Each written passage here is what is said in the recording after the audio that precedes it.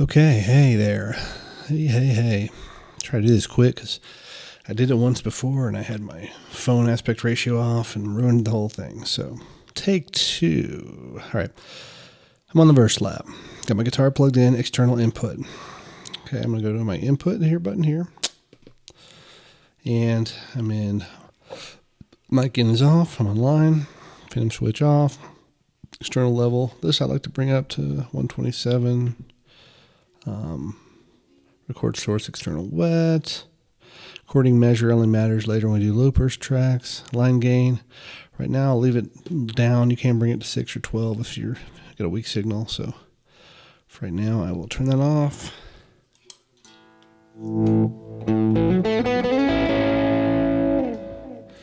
And yeah. You can always check your level by doing shift record.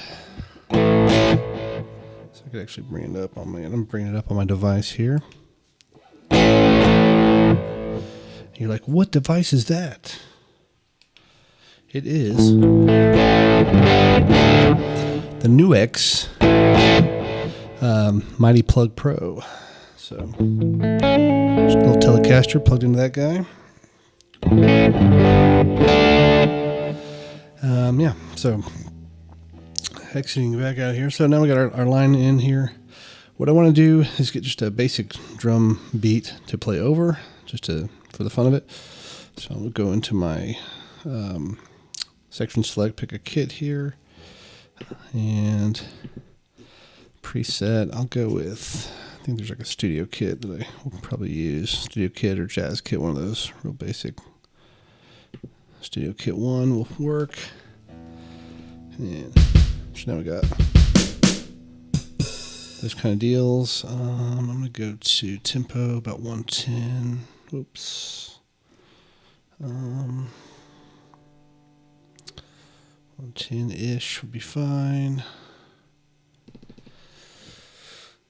All right. And now we can just do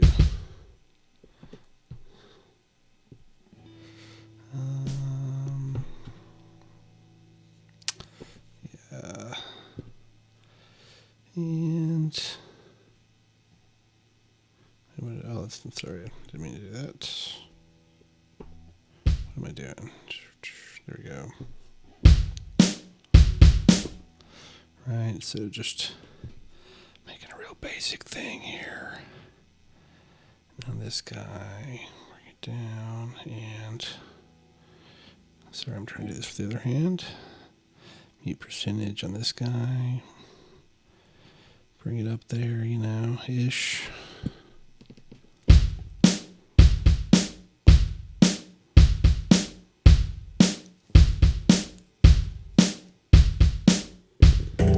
Oops. And then I'm going to play in the hi-hats real quick. Just going to check my quantize. Input on, cool. Alright, so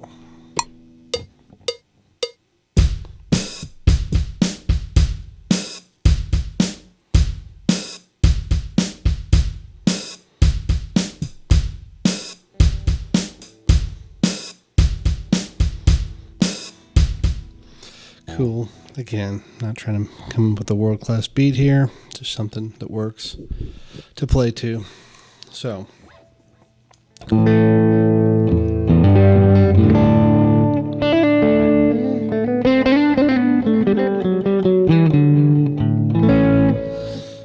what I will do is, let's look at our record options. So if we go edit, record.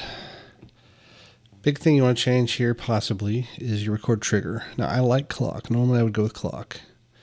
But you can go to enter. In that case you have to press enter. If you get off the screen, you have to press enter to start recording, press enter to stop recording. I don't like that when I'm playing guitar because my hands are busy. So I either like, clock, or I want one of these. This is like threshold setting, basically. Record trigger, you set the threshold. So on this one, I'll show you how this one works, and then I'll actually use the clock. But so if I exit out here, now if I do shift record, it says press enter to standby. So I'm going to press enter. In this case, I'm going to start my beat. Press enter to standby, and it's going to wait till I play. 3, 4.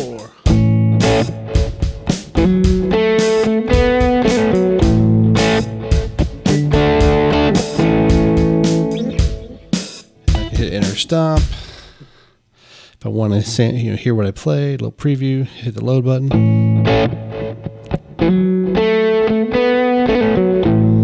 And there you go. In this case, I'm going to hit exit because I don't want to keep that one. It's going to ask if I want to lose sample. Yes, that's fine. Lose it. Get rid of it. All right, so now I'm going to do this for real, but this time I'm going to go edit, record. I want to change this to clock, which kind of is my preferred one. So on this one, it's basically going to say start to record, and then it's going to count me in. So really, like, the only thing I'll have to do to stop it is press start again. So here, we'll just record something here. And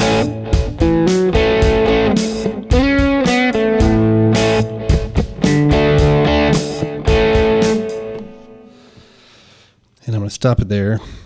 Last time I recorded this, I did 8 bars, and trust me, by the end of this video, you would hate my 8 bars. So I had mercy on you to only do 4. So right now we got it in.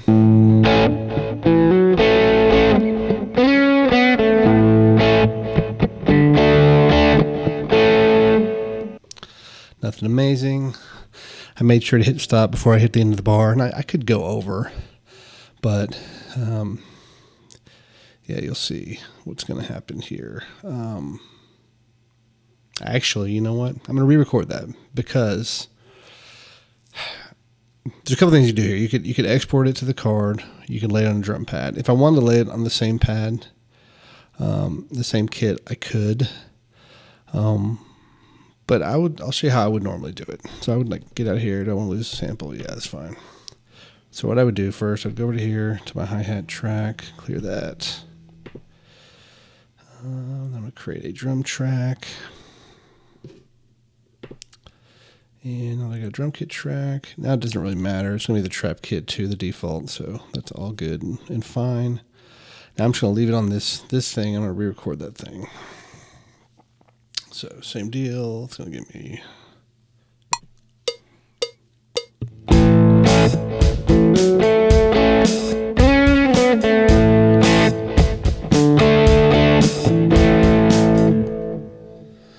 Okay, so I have that now. A couple things. One, I like to go ahead and automatically export the sample. Now you could actually normalize it. You could set a little setting there, -2, whatever, and then go to the next one and do normalize execute, hit enter. You could slice it up, whatever. In this case, I want to export it. You don't have to export it. You could throw it straight to a drum pad. I just like this because if something goes haywire, maybe I lose power. Like if I just have it on a drum pad, and then there's really not an easy way to export it back out. And then if you lose it somehow, it's hard to get it back. So just one thing, a good step to do if you don't want to lose it. So once I have that done, now I can press any pad. Just while I'm anytime in the sample menu, set sample, hit OK. Now it's going to load it on this track. All right, so now what I'm going to do, we're on this drum kit. Let's exit out of here. It's on this pad. It says recorded sample on it, you can see.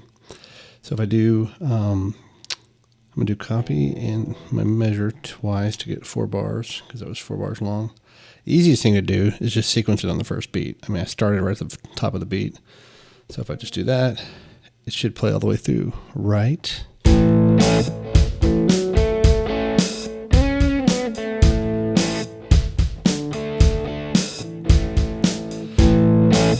But you notice it's fading out as the sample goes. So there's a couple things.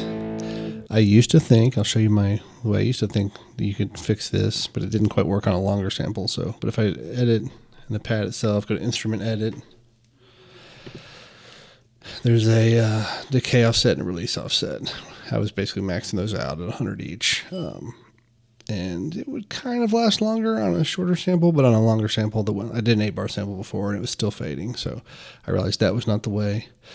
You can change this envelope mode to no sustain, or from no sustain to sustain. And if you do that, instead of just like putting in one short note here, you would want to stretch this note out for the whole length of the sample, or just record it live, press and hold the sample and hold it down the whole time. That's one way you can do it. That can be cool on the like MC707 because in that mode, if you hit stop anytime on the song, all those samples set that way stop playing. Doesn't seem to work on the Verselab. I haven't figured that out yet, but if you know how to do that in sustain mode and have it just die immediately, be good to know. But the other way to fix this, the easier way, and it actually fixes it for any pads that you record something to on here. So if you hit section select while you're on the drum kit, edit, and you want to go to the kit settings. Kit settings, and here we want to go to decay. I'm going to set decay all the way up and release all the way up. So these max out at 63 for some reason. Haven't figured out on the Verselab why some things go to certain levels and not to others, and why some go to negative levels, and yeah, it's kind of crazy. They want to keep you guessing, that's why. So now that we did that, now if we play it, it should not fade out.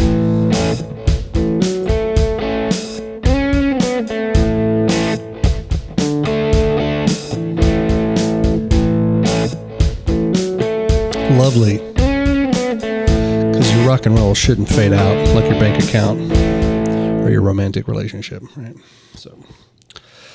So that's all fine and dandy.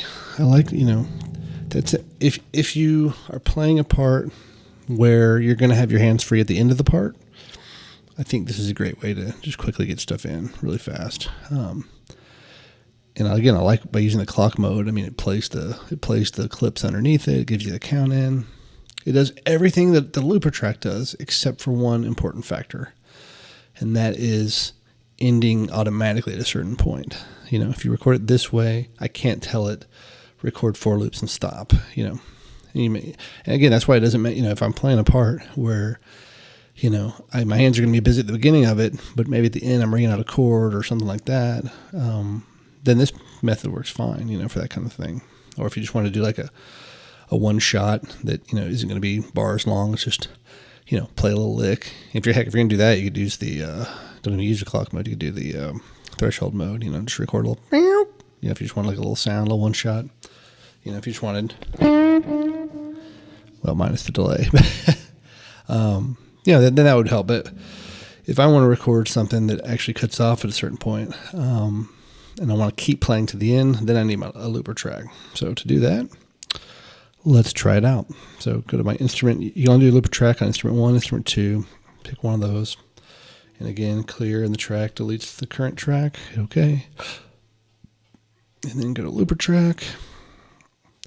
And on this point, this is where I do want to set that recording measures value. So if I go to input here, and I go over to record measures, now I'm going to set it to 4. So I can record 4 bars to match the part that we already have. And I'll just play the lick while I kind of find something to play underneath it. And I'm going to play a part that just goes throughout, that doesn't stop at the end.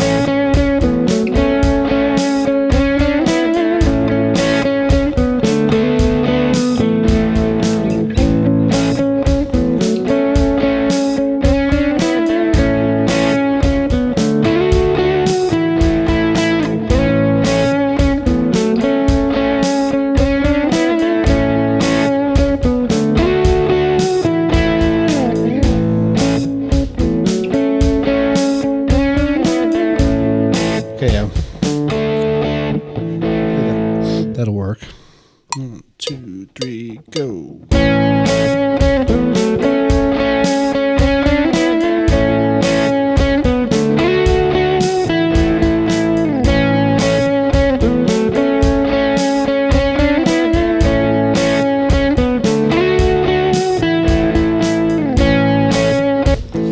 That works. Again, I hit stop, the other sample keeps going.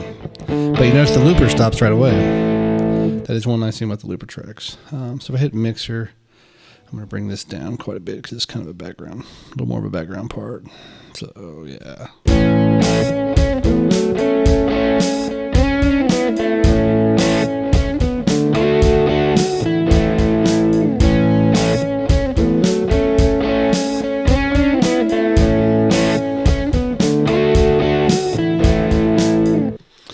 Okay, so we got that.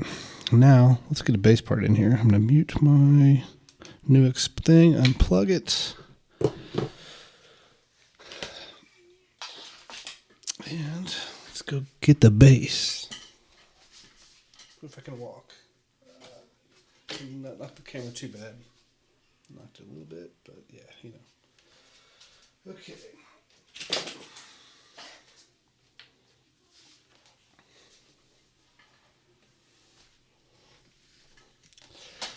Ooh, as I keep knocking the camera. Look, I'm in cramped quarters here, bro. If you only knew. If you only knew. Yeah, so let's plug this back in. I do like the Nuix for that. I mean, I get some good tones, some good amps built in. You can do guitar bass. You can load impulse responses. And it's probably going to be a little hot, so I'm going to bring it down. And if I'm not sure, remember you can always check shift record.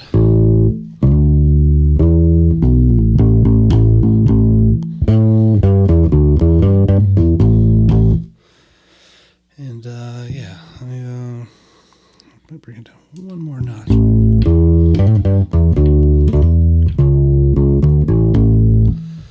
So we got that going. Let's escape. Let's escape out of there. I'm going to take this other track, instrument 2, let's make a looper track. So let's clear you. And looper track, get it going. I'm okay, well, let's just play along and find something to play.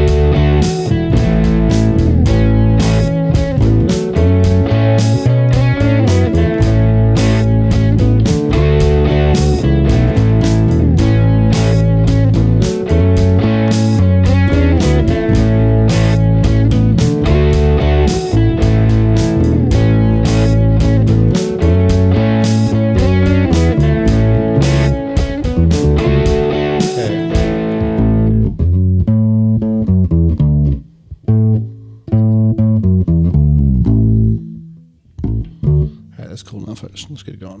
2, 3, and.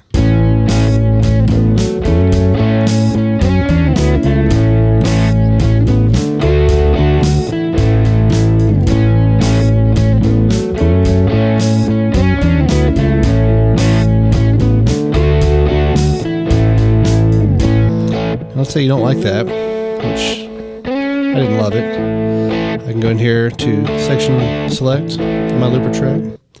Clear that guy, clear the clip, hit OK. And we're back in business.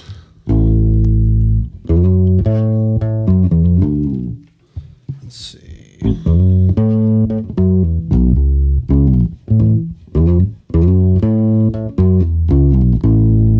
That's what I want to do right there.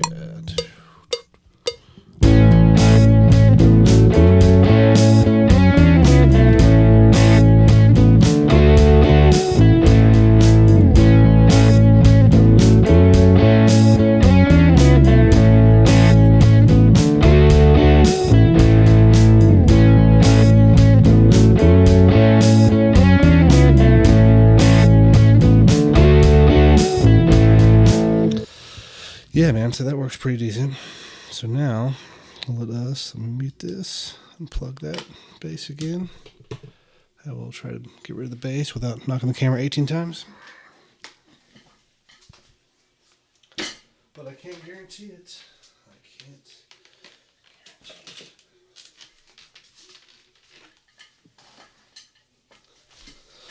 it. Okay. All right, then. Bloody well time. Bloody good time we're having. All right, then. So now, we got these on the looper tracks. Could leave them there. But to be honest with you, I'd probably want to do more parts than that, you know. So I on the Verselab especially, I tend to use them as just passing, you know, slots for audio that I'm going to move elsewhere. I don't keep stuff on there generally. Now for the MC707, they can do up to 5 looper tracks. So, you know, you could at least build out a full, really multi-layered part on all just on looper tracks. And, you know, but even then, again, if, you know, the idea is, let's say you just, you know, got a lick for an intro and then you want to do a lick for a verse. And, you know, once you're trying to actually build something out, you know, to do vocals and actually parts on, you're going to need more. So I recommend doing what I'm about to do here. So we go to these looper tracks. We have one selected. Go to section select. You want to do edit. And what I want to do is sample edit. You have different options. You could do some looper settings if you're just curious. You can set the level. You can pan it. You can send some amounts to delay and reverb. Change the pitch. Time stretch. Do it backwards. That might be trippy. It's tempting. It's real tempting. I'm going to hold back. No, I'm not going to hold back. We got to try it, right? Let's see. Yeah.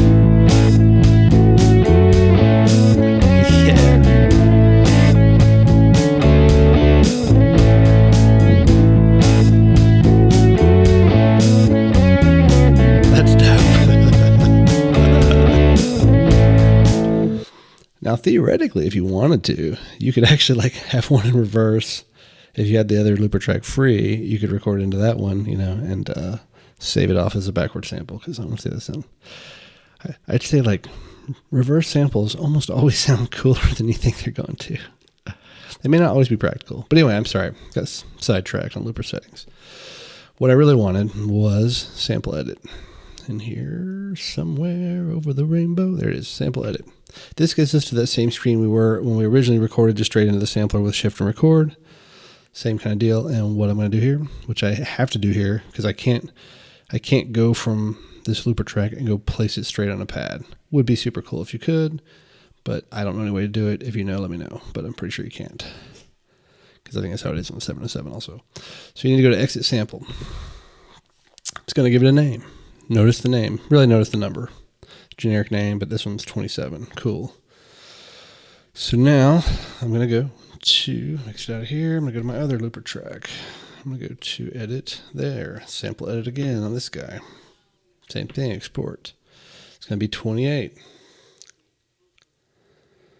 Okay. And just so you know that I am confident this is going to work, I'm going to go ahead and clear out my looper clips by doing clear and that pad on the section select on that track. Same deal here. Clear that. Boom. All right, now we've cleared off our looper stuff. We're going to go back to our kit where we have the pad, the other thing. Now what we're going to do is we're going to click on another pad, which right now is just a drum sound. We're on our just note mode, and here we're going to just act like we're going to replace it with a wave file, like we're just changing the cymbal sound or something. Just click enter. We're going to go to wave file, and we're going to go to the folder, the F called export. Go all the way to the end. We have 27 and 28, so we're going to load 27. Just hit enter. It loads it in. You want to try it out? You can hear it out. Make sure you got the right one. So now we're going to go to this pad, which was, now it's going to be 28. All right. You want to hear it? Yeah. Now, one thing we can do, just for the fun of it, we can do a little bit of panning within our sounds, and we can set levels too, but we'll see which one's louder or whatever. But if I hit edit and then the pad, the instrument edit, here I can go to my pan. Let's do like 15 to the left here.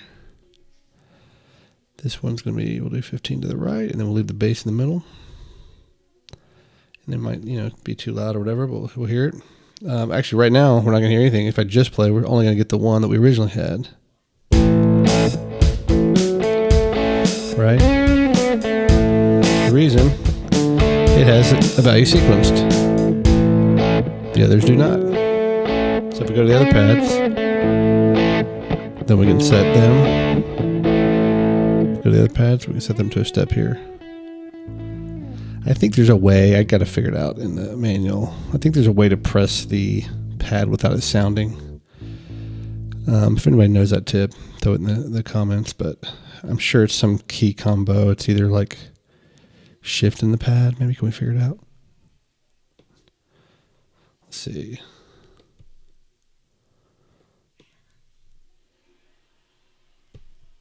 I guess if you hold, let's see, if you just hold. Okay, so I guess if you hold edit first, then you could select it. Versus if you go to it and then you try to do edit, it's gonna play. Okay, well, there you go. And that's the way to do it. Because I might want to adjust the levels. So here we go.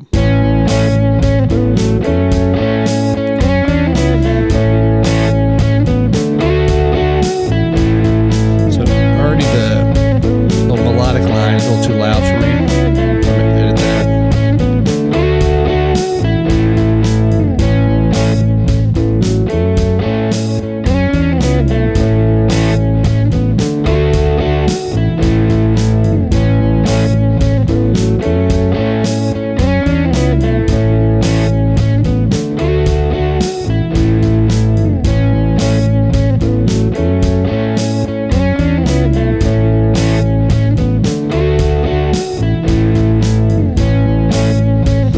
Now I brought those down so the bass could be louder. Or I could just bring the bass up a teeny bit. Which actually it's this guy. Actually I can't, the bass already maxed out on the pad.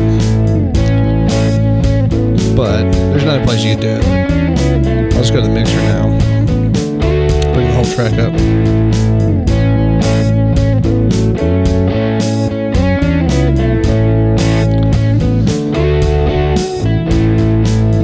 Pretty much it. Let that play quietly in the background, but what you may say is like, okay, bro, but you didn't do one major thing. Well, partially I wanted to show those, and partially there's a reason. I'll probably do a separate video. Yes, you can record all sorts of instruments to the vocal track in a much more free fashion, actually, and longer. Do you want to do like longer parts? This stuff works great for, little things that fit within like 8-bar segments or less, to be honest with you. Because for those, the advantage is everything's kind of sequenced. It starts right on the clip. It's easy to sequence it. It's easy to arrange it. Vocal takes are a little looser and you kind of come in and punch in whenever, and then they're kind of loosey-goosey. And you can move them around, but, there's you lack some of that structure. But with these, you have all that structure, but you have, length limits. So if you're doing like longer ambient stuff or really want to do full, like long guitar takes, where I'm going to play all the verse and all the chorus and then all the verse again, just do the whole song through a guitar take or something, then you definitely would want to do that on the vocal track. So we'll do a video at some point, recording some of the vocal tracks that way, But yeah, for me, like, I'm only gonna do that if I really need to do that.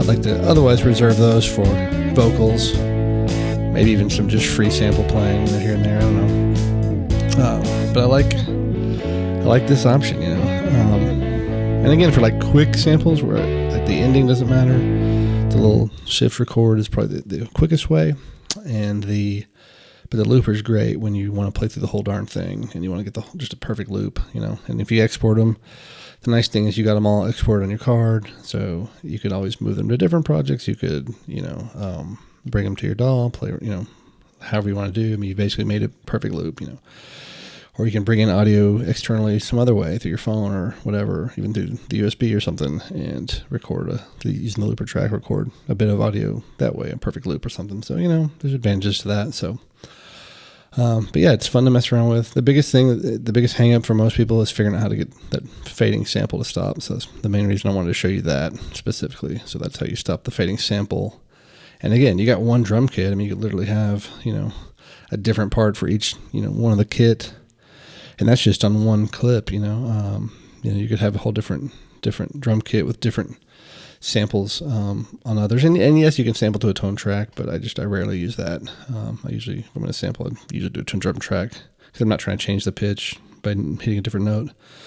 So, the drum tracks make sense. But again, and keep in mind you have the limitation of, I think looper time. You only get like a minute for just to record that in. You can obviously export it and put it on pads. But your whole sample pool is, 6 minutes stereo, 12 minutes mono. In this case, I just recorded stereo because I didn't care about the limit. And on the New X machine, it has some stereo effects and stuff, so it sounds kind of fuller and better that way. I will say this, lastly. There's cases to be made if you're going to record a guitar in like that, because you can put delays and stuff on these clips.